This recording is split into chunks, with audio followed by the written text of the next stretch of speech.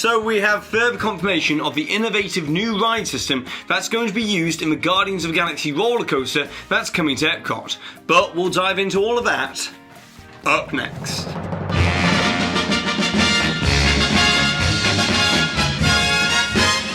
Hi there Waltoneers, I'm Jack. This is of course DSNY Newscast, and you know what, we've got a lot to get through for today, so let's just get straight into it. So if you've visited Epcot any time over the last few months, you'll have definitely noticed the impending arrival of the Guardians of the Galaxy Rollercoaster. As from just inside the park gates and all around the park, it's hard not to see the massive show building that will house this innovative and unique ride system. But it was much earlier this year that we discussed the type of ride system that this roller coaster was supposedly going to use. However, today we have even more confirmation that the information that we received way back in March from the trusted insiders was absolutely correct, as Disney filed for this patent back in April of 2017, but it was only published this month. And within this patent it shows us a system for a roller coaster that uses power and onboard energy units attached to the actual ride vehicles themselves.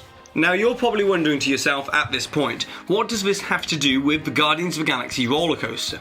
Well, we've known for some time that this coaster will be able to spin and rotate within the actual ride, as we saw earlier this year in these images from the Coma's test facility. However, up until now, Imagineering have only had two options to achieve this, with the first being to let weight and gravity spin the coaster ride vehicle in a similar way to Crush's Coaster or Primeval Whirl, or the second option was to slow the coaster down so that the ride vehicle could receive power from the bus bar to control the spin, a little bit like the system for Escape from Gringotts over at Universal Studios. But you see, this patent now confirms that Disney will have complete control over the direction that your ride vehicle is going to face, even moving at extremely high speeds, which is important in telling this attraction's story and also fully immersing you in the environment of the Guardians of the Galaxy movies. Which you can only imagine that this type of ride systems, quick turns and numerous helixes within this massive show building will surely replicate the feeling of flying inside Peter Quill's Milano. But that's not the only development regarding Guardians of the Galaxy,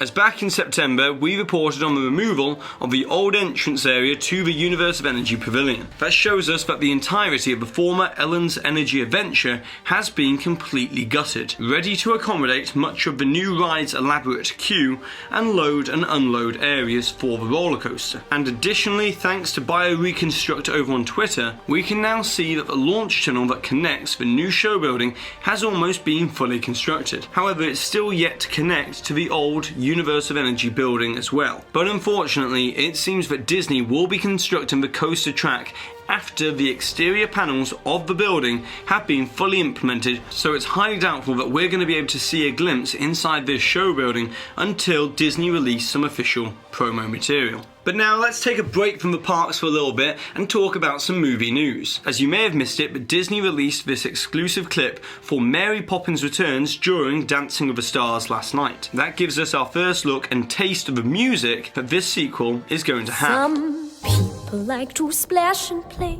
Can you imagine that? We've learnt when day is done, some stuff and nonsense could be fun. Can you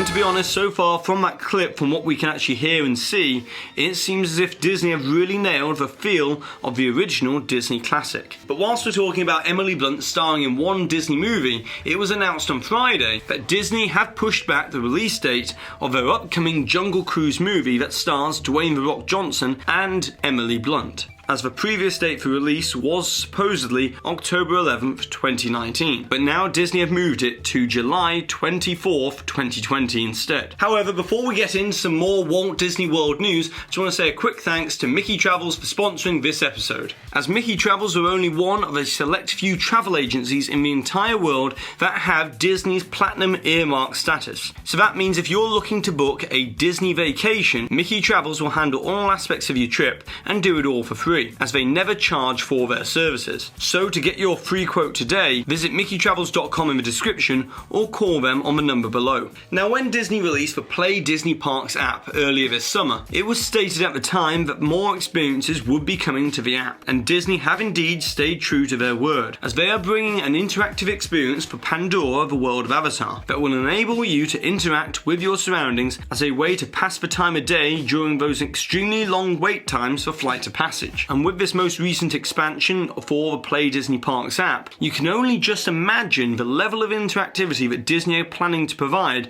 through mobile apps for iPhone and Android within Star Wars Galaxy's Edge when it opens next year. And meanwhile, another smaller announcement regarding Disney Parks, but one that you'll surely want to know about, is that Disney will be playing an extended preview for Ralph Breaks the Internet from November 2nd over at Disney's Hollywood Studios at Walt Disney Presents, and also a 3D preview at Disneyland's Tomorrowland Theatre from November 9th. And lastly for today, now let's talk about the news that broke literally as I was uploading Thursday's DSNY Newscast. And that is, of course, the release of this official concept art for the new nature-inspired Disney Vacation Club resort that will be located in the area between Fort Wilderness and Wilderness Lodge, in the old River Country area. And if you can remember, back in March, this is what was referred to internally on permit filings as Project 89. Now, the actual resort itself will have 900 hotel rooms and proposed DVC villas as well, with stunning views of the waterfront of Bay Lake. However, don't forget that the interior of this resort is going to be themed to Walt's love of wildlife and nature, and should present the opportunity to showcase some very modern approaches to nature preservation, and not just be another replica of the immersive, rustic theming of Wilderness Lodge, as nature inspired might mean that Disney will be using new construction practices and materials to create a resort that is more of an ideal of nature and architecture working seamlessly together. But now it's over to you, the Waltoneers, as I would like to know, if you could add a brand new hotel to Walt Disney World Resort, what would you have it inspired by or themed to, and also the reason why? And of course, don't forget to put the timestamp for where the hidden Mickey appeared somewhere within this video, along with your suggestion or your comment to be in with a chance to win one of these official Waltoneer DSNY Newscast enamel pins. And congratulations to this Waltoneer here for winning with this suggestion from the previous video where we're talking all about the Millennium Falcon's construction over at Disneyland's version of Galaxy's Edge. And so that's it for today. So go ahead and subscribe down below if you're new to this channel. Download the DSNY Newscast app for iPhone if you haven't already, as it's a great way to stay up to date with all the latest Disney news. And also, if you've enjoyed today's video, give this video a massive thumbs up, as it really does help this channel out. And I've been Jack, you've been you, and I'll see you real soon.